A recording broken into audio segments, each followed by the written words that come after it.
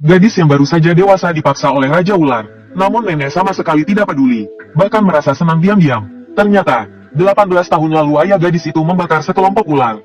Akibatnya, keesokan harinya ia digigit Raja Ular hingga tewas. Sedangkan gadis itu terus-menerus demam tinggi. Bahkan pergelangan tangan dan kakinya tumbuh sisik ular. Hingga kakek menemukan satu rangkaian lonceng tembaga merah diikatkan di pergelangan kaki gadis itu. Barulah nyawa gadis itu berhasil diselamatkan. Namun ular-ular itu mulai menyerang anggota keluarga Su yang lain. Dengan cara menggigit, meracun, atau mencekik hingga mati. Para tetua keluarga Su yang masih hidup sangat tidak setuju dengan ini. Mereka semua mengatakan bahwa ini adalah karma karena ayah gadis itu membakar ular. Oleh karena itu, untuk melunasi hutang ular, mereka berencana mengubur gadis itu hidup-hidup. Namun kakek tidak setuju, bahkan mati-matian melindungi cucunya. Dengan demikian, Suwan tumbuh besar dengan penuh ketakutan hingga usia 18 tahun. Namun, pada hari ulang tahunnya yang ke-19, sisik ular kembali muncul di punggung tangannya. Malam itu, seekor ular tak terlihat masuk ke dalam selimutnya, dan menuju tempat yang seharusnya tidak. Meskipun Suwan polos, dia tahu apa artinya itu.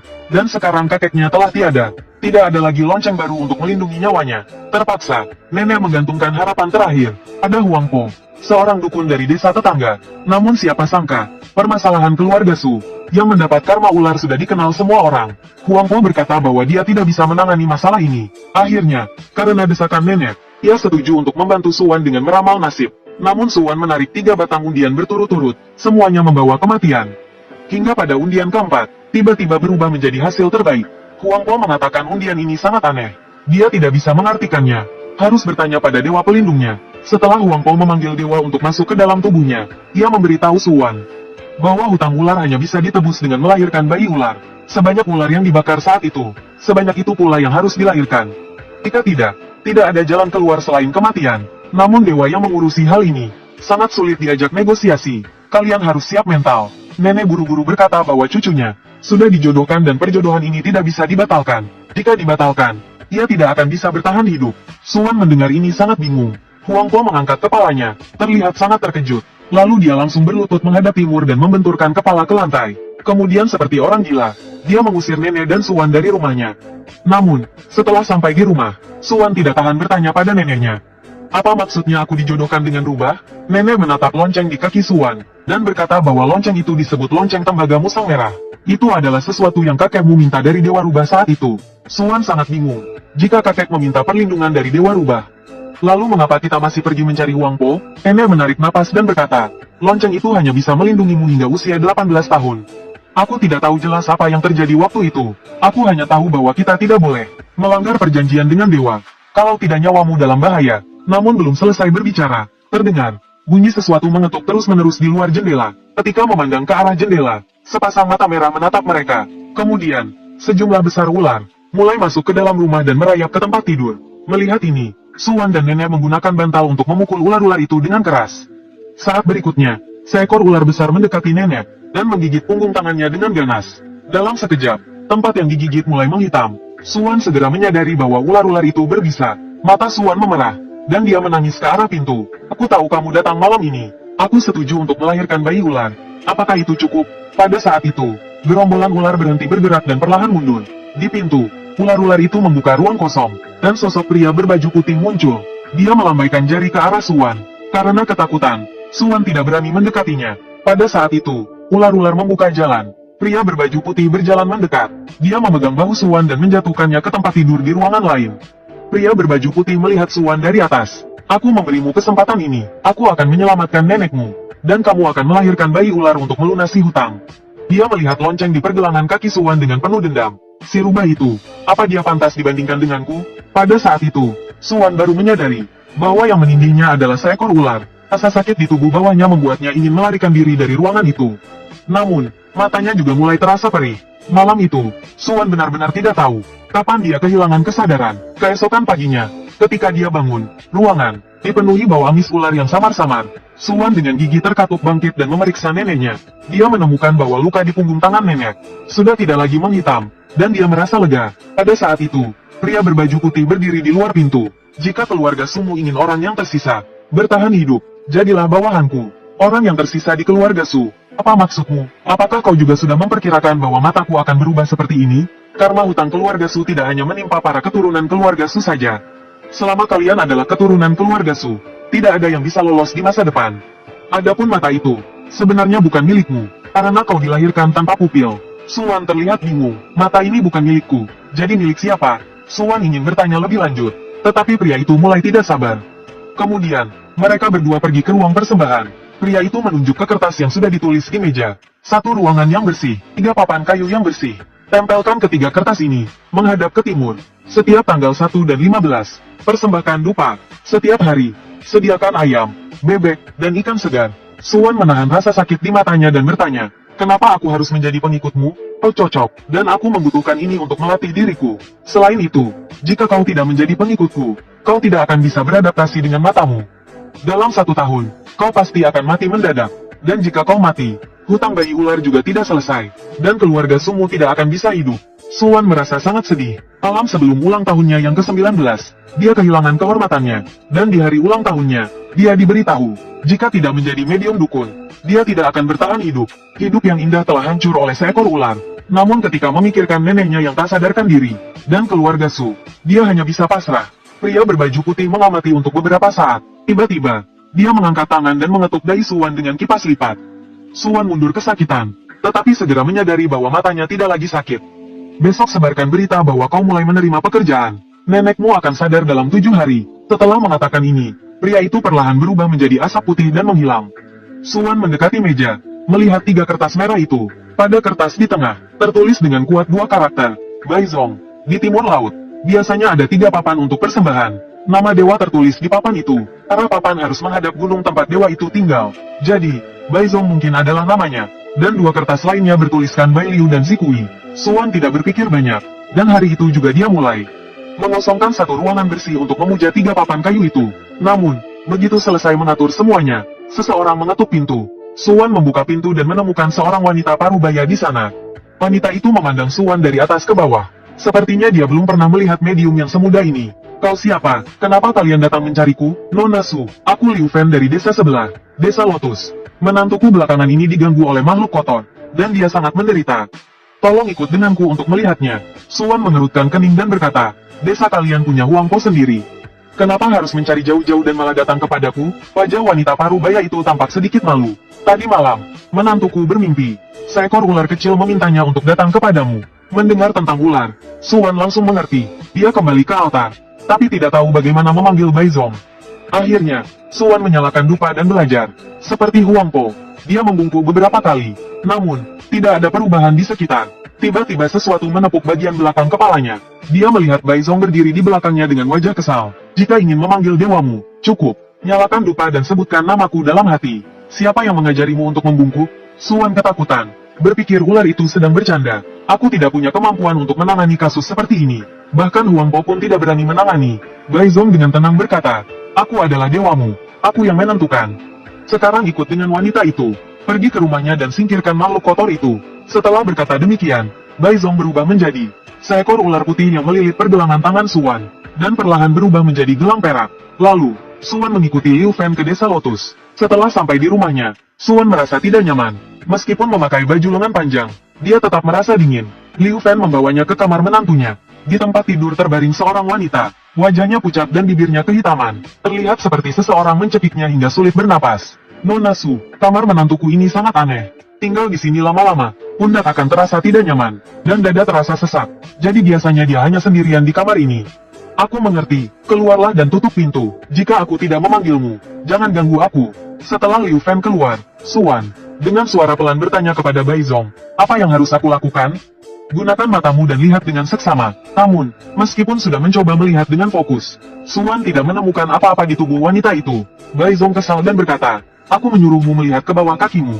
Makhluk kotor itu sudah mulai merayap ke tubuhmu, sampai kau bisa melihat mereka dengan jelas. Aku tidak akan turun tangan untuk menyelamatkanmu. Setelah mengatakan itu, Baizong menghilang dari pergelangan tangan Suwan. Saat berikutnya, suara anak kecil tiba-tiba terdengar di dalam ruangan tanpa peringatan. Hati Suwan menjadi tegang, dan dia mundur. Namun dia merasa kakinya sangat berat.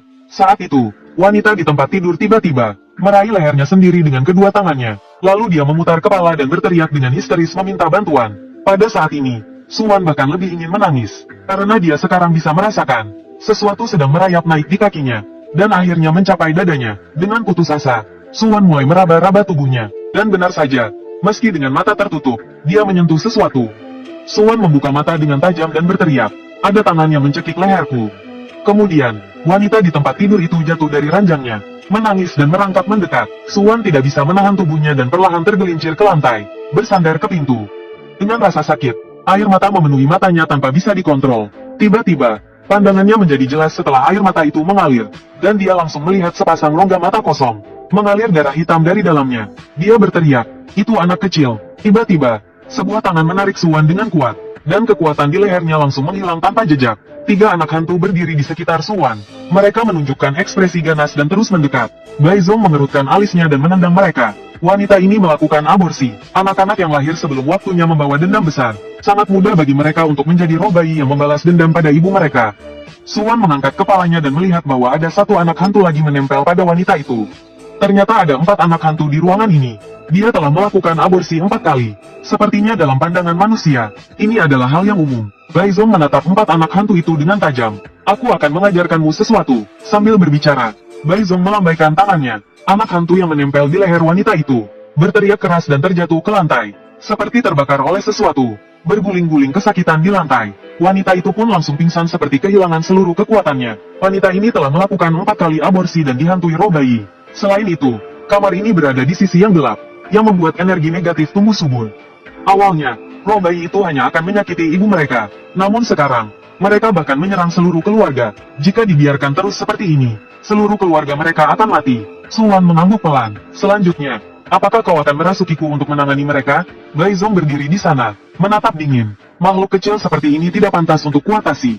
Pada saat itu, Suan benar-benar ingin memarahi. Sebelumnya dia bilang makhluk ini terlalu ganas sehingga Huang Po tidak berani menangani. Sekarang dia mengatakan mereka adalah makhluk kecil yang tidak layak baginya untuk bertindak. Melihat wajah Suan yang kesal, Baizong tampaknya sangat puas. Kau telah menyebut namaku dan 2 saudari itu di altar. Cukup sebut nama mereka dalam hati, dan mereka akan muncul. Segera, Suan menyebut nama Bai Liu dan Bai Huai dalam hati. 2 ular kecil berbintik muncul di kakinya. Ular kecil itu perlahan berubah menjadi 2 gadis kembar kecil. Mereka membungkuk hormat kepada Suan seperti dalam tradisi kuno. Salam untuk Kak Suan. Salah satu gadis itu sangat ramah. Namun yang satunya lagi memiliki ekspresi dingin. Gadis yang tersenyum itu melirik ruangan dan langsung mengerti semuanya. Dia menutup mulutnya dan tersenyum. Berkata, Kak Suan, aku Bai Liu. Ini adikku, Bai Huai. Tapi dia tidak pandai mengusir roh jahat. Jadi lain kali, kalau ingin membersihkan makhluk kotor, kau tak perlu memanggilnya. Biar aku yang mengurus semuanya. Suan merasa lega karena akhirnya ada seseorang yang kooperatif. Namun, di saat berikutnya, gadis itu memegang pedang kecil berwarna merah darah dengan mata yang berputar. Ak Suan, mundurlah sedikit. Kemudian Bai Liu berjalan ke arah 4 anak hantu itu sambil mengangkat pedang kecilnya. Dan mulai memotong mereka seperti sedang memotong semangka. Darah hitam yang lengket dan berbau busuk menyembur kemana-mana. Suan mundur terus. Tak lagi menganggap gadis itu sebagai dewa yang ramah. Dia membersihkan 4 anak hantu itu, hingga mereka mati total, berubah menjadi asap hitam dan menghilang. Saat itu, Bai Huai menatap Baizong seperti meminta persetujuan. Baizong hanya mengangguk pelan. Kemudian Bai Huai mendekati wanita itu. Meskipun tubuhnya kecil, kekuatannya besar. Dia mengangkat wanita itu kembali ke tempat tidur, lalu mulai memeriksa kelopak matanya dan denyut nadinya. Suan berjalan ke jendela dan bertanya pelan kepada Baizong, apakah sudah selesai? Akhirnya, cukup obati wanita itu, kan? Baizong mengangguk pelan. Dia kembali berubah menjadi ular kecil dan melilit pergelangan tangan Suan. Setelah membunuh semua hantu, Bai Liu berdiri di tengah ruangan sambil tersenyum, menunggu perintah Suan. Dengan hati-hati, Suan berkata, kau bisa pergi sekarang. Kemudian gadis itu tertawa dan menghilang. Bai Huai tampaknya sudah menyelesaikan tugasnya. Dia berjalan mendekat dengan wajah dingin, berkata, sudah selesai. Orang ini bisa selamat. Suan langsung merasa pusing. 3 ular ini semuanya sangat sulit diatur. Terima kasih. Kau juga bisa kembali. Suan menarik napas lega dan memanggil dari luar, masuklah. Liu Fen tampaknya sudah tidak sabar dan langsung masuk ke dalam. Nona Su, bagaimana? Apakah menantuku bisa diselamatkan? Semuanya sudah selesai. Oh, bayi yang menghantui keluargamu sudah musnah. Mendengar ini, wajah Liu Fen langsung berseri-seri. Dia memanggil anaknya masuk. Ayo cepat, masuklah dan berterima kasih pada Nona Su. Istrimu yang tidak berguna itu akhirnya selamat dari ini. Bisa memberi keluarga kita penerus lagi. Mendengar ini, Suan tersenyum dingin. Liu Fen, sebelum aku datang ke rumahmu, kau mati-matian menutupi masalah keluargamu. Kau takut aku tidak berani menangani makhluk kotor ini. 4 roh bayi itu kenapa bisa menghantui keluargamu? Kau tahu lebih dari siapapun. Aku katakan ini saja, kalau kau masih membiarkan menantumu melakukan aborsi, seluruh keluargamu tunggulah menerima karma buruk. Di sini hanya ada aku dan Huang Po sebagai dukun. Kalau kami berdua tidak mau membantu, kau akan pergi kemana? Wajah Liu Fen berubah masam.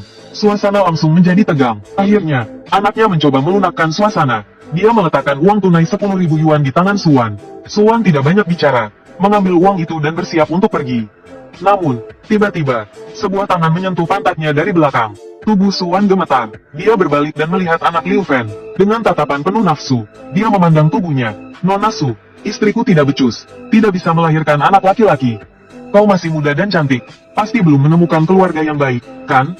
Sebelum Suan sempat menamparnya, Bai Zong di pergelangan tangannya bergerak lebih cepat dan melesat keluar. Dia langsung menggigit tangan anak Liu Fen. Dalam beberapa detik, seluruh tangannya menghitam. Liu Fen melihat ini dan bergegas mendekat. Namun, tiba-tiba, dari suatu tempat muncul seekor ular hitam besar yang melilit pergelangan kakinya, dan menjatuhkannya dengan keras. Suan hanya merasa bahwa keluarga ini benar-benar tidak tahu malu dan langsung pergi. Namun, siapa sangka, 3 hari kemudian di desa, terdengar desas-desus bahwa Suan adalah seorang penyihir, yang membawa sekelompok ular yang bisa membunuh orang.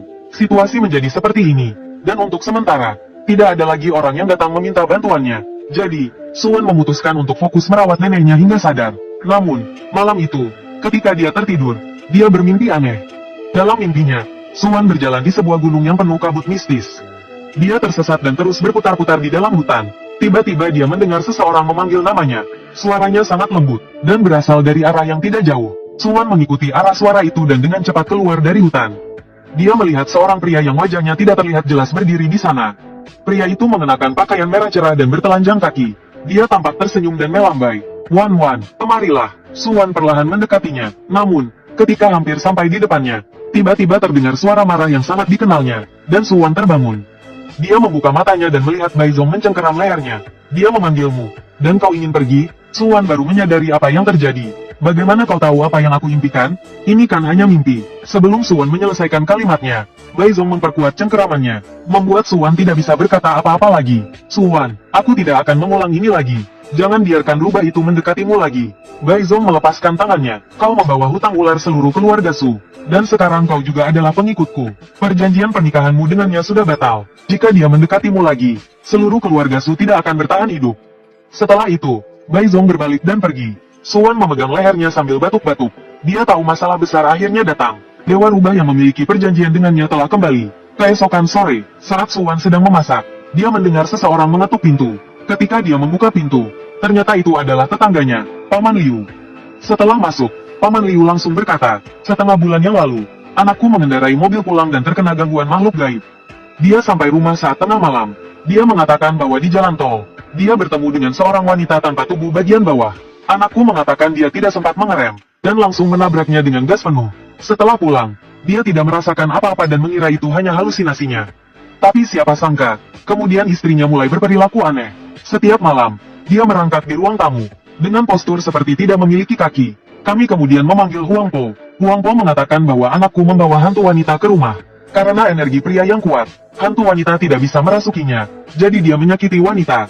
Namun, Huang Po mengatakan dia tidak bisa menyelamatkannya. Jika mengusir hantu secara paksa, menantuku akan lumpuh kedua kakinya. Mendengar ini, Suan mengerti banyak hal. Dia memutuskan untuk ikut dan melihat situasinya. Setelah makan beberapa suapan, dia berlari ke altar. Bai Zong telah berubah menjadi seekor ular putih kecil yang melilit pergelangan tangannya, dan langsung pergi bersama Paman Liu ke rumahnya. Suan berdiri di kejauhan, tidak berani mendekati pintu rumah, karena ada sepasang kaki berdarah, berdiri di depan pintu tanpa bergerak.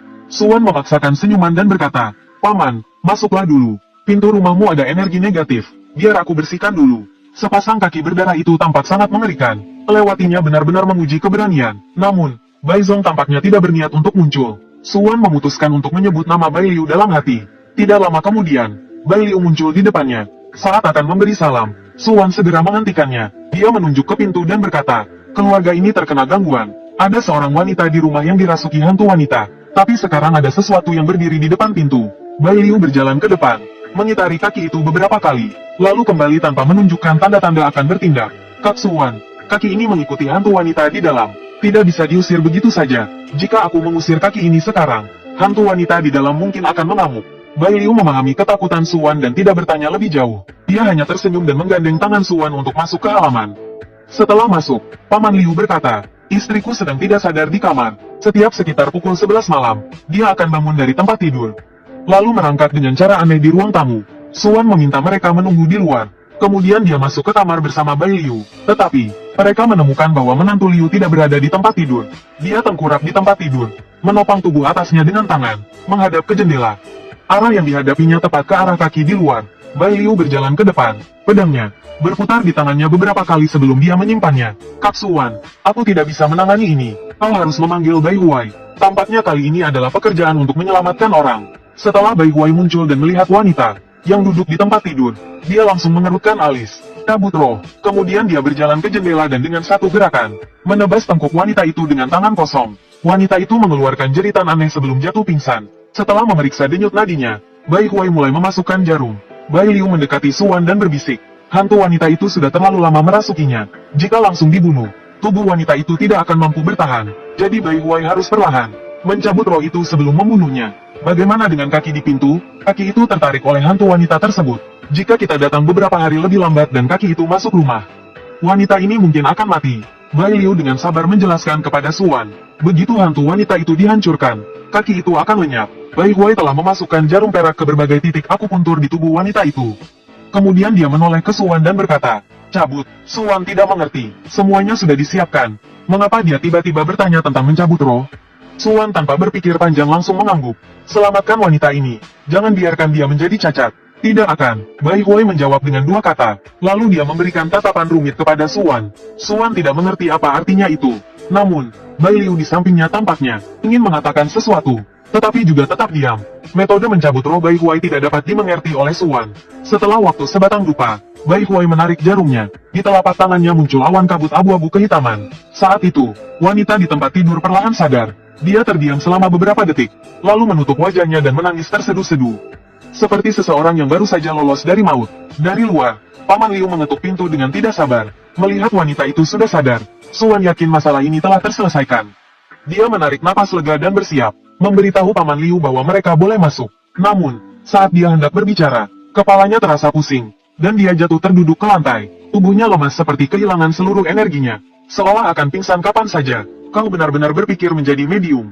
Berarti kau bisa santai tanpa melakukan apa-apa. Apakah ada hal semudah itu di dunia ini? Suara Bai Zong terdengar dari belakang Suan, membuatnya tersentak kaget. Bai Liu dan Bai Huai berlutut dengan satu lutut untuk memberi hormat. Kemudian mundur tanpa suara ke belakang Bai Zong. Suan mencoba berdiri tetapi tidak bisa bangkit dari lantai. Kalau aku tidak mengajarkanmu cara berlatih, kau akan mati kehabisan energi oleh dewamu sendiri. Pada saat itu, Paman Liu kembali mengetuk pintu. Dengan lemah, Suan mempersilakan mereka masuk. Ketika melihat keadaan wanita di tempat tidur sudah membaik, Paman Liu berlari dengan penuh semangat dan memegang tangan Suan. Suan, kau benar-benar telah membantu kami kali ini. Tunggu sebentar, aku akan mengambil uang untukmu. Saat ini, Suan bisa berdiri, karena Bai Zong menopangnya dari belakang. Bai Zong mencubit lengan Suan dengan ringan. Kuti aturan, ambil uangnya, dan minta dia menyebarkan kabar baik tentangmu, untuk mematahkan rumor tidak benar itu. Ide ini tidak terpikirkan oleh Suan sebelumnya. Setelah menyelesaikan masalah dan beristirahat sebentar, Suan mengambil uangnya dan berpamitan. Di desa, jalan malam sulit dilalui. Dengan bantuan senter dari ponselnya, Suan berjalan sambil terengah-engah. Bai Zong mengikuti di belakang dengan santai. Nama kami bertiga terpajang di altar. Secara resmi kami adalah dewamu.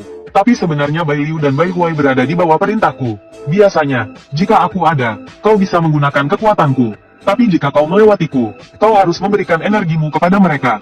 Ku tidak merasukimu untuk bekerja karena suatu alasan. Seperti Huang Po yang memanggil dewa untuk merasukinya. Meski efektif di usia muda, tubuhnya akan runtuh di usia tua. Jadi bagaimana aku harus melakukannya? Tanya Suan. Aku akan mengajarkanmu cara berlatih. Di dunia medium ada sesuatu yang disebut jalan keluar. Kau harus berlatih ini. Namun, begitu tiba di rumah, Suan berpikir, setidaknya sampai nenek sadar, aku bisa tenang. Tapi siapa sangka, yang datang berikutnya adalah kepala desa. Dia mengatakan bahwa desa akan membangun jalan baru. Tapi untuk membangun jalan, kami harus menanam tiang dasar. Dan kami butuh seseorang untuk menjaga proses ini. Tim konstruksi yang memahami aturan biasanya akan menyiapkan ritual untuk menanam tiang dasar.